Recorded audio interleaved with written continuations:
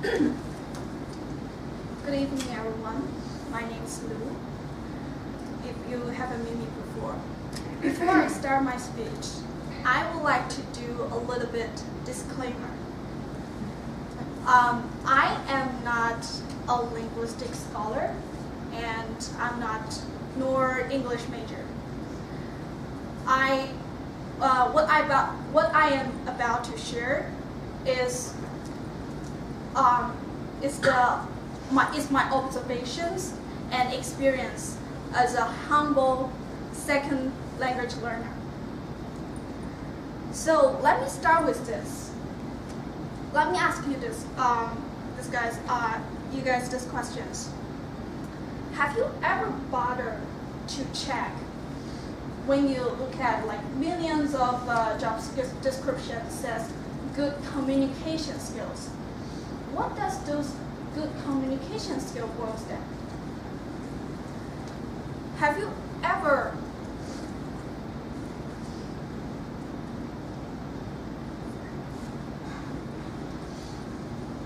when you walk into today's meeting, ask the question, how can I get my audience listen to me? Question 9. And if there's a daily dose of career advancement formula, would you like to take it? So if you answer this question yes, well, let me share with you the story of my friend, Robert, who is from Iowa. So I did my undergraduate study in Iowa, and I guess for you guys, speaking of Iowa, you might think about cornfield, boring place in the middle of nowhere. But did you guys know that there's a lot of authors, they lived or have been trained in Iowa? And Robert was one of them. So I met Robert in a local cafe while I was struggling with my rhetoric paper. And him sitting across me with big beard, somehow we just started to talk. And I came to know that he's an author, he's a writer. He come here for a writer's workshop. And I asked him if he can give me some advice about my paper. He did. And the feedback I received is doubled of what I wrote originally. In this comment, he asked, what does that refer to? What does it mean? What does this refer to? So I thought I was right clearly, but with him, I thought, no, my writing is not clear enough. And Robert told me how important it is to write precisely. But how Robert acquired such skill? You may think, oh, he's a writer, he writes all the time. Yeah, I won't argue with that. But through my interaction with Robert, I found that every time I go out with him, he has this big passion for words. He will look up every word that he doesn't know.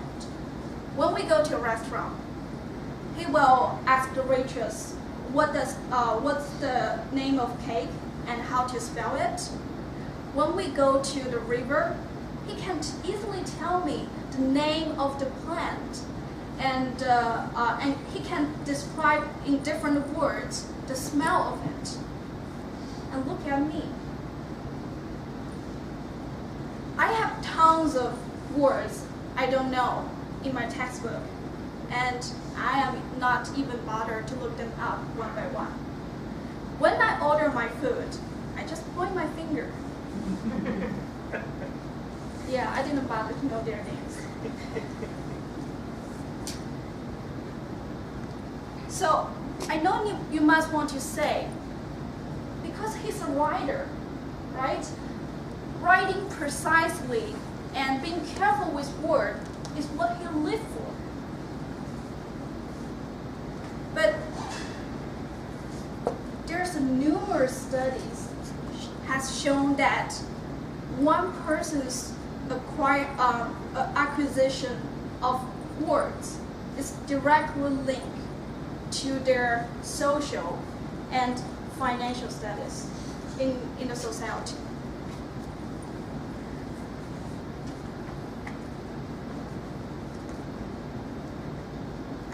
And that level of success people achieve is directly linked with the amount of vocabulary they acquired. To put bluntly, your money earning ability is closely correlated with the vocabulary you have. This might sound a little bit ridiculous because you think, no, the richest man in the world, must remember some dictionary. But the large vocabulary I mean, it's not how many difficult words you know or the amount of word you know. It's that can you use the simplest word, the easy words thoroughly and with precision.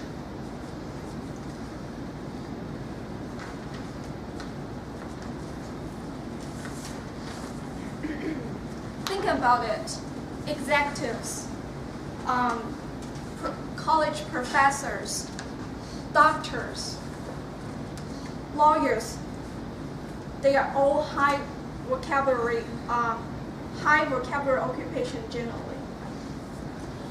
So if you take this idea, if you think those studies has its merit, the question right now is why? Why building a strong vocabulary is key to my success? To borrow from an author, Johnson O'Connors, he says, words are the instruments of thought by which men and women grasp thoughts of others and with which they do most of their thinking. To paraphrase that, words are tools. So if you don't have your tools, if you don't have the sharpest tools in your shelf, you can't expect to have an edge in the struggle of success. And what that success can be? It may be that the author can put into the language that the feeling you experience but you can't express. It may be the negotiator who can negotiate firmly and thoroughly at the negotiation table. It may be you standing in front of people and express precisely what your audience feel at the moment. So how to do that? Well, you say we can pick up a dictionary and learn 2 words per day. Well, that's definitely an option. But also grow your awareness of using the word precisely. And check them out if you don't sure about it. Pay attention to the correct usage. Because use the language precisely is your verbal advantage.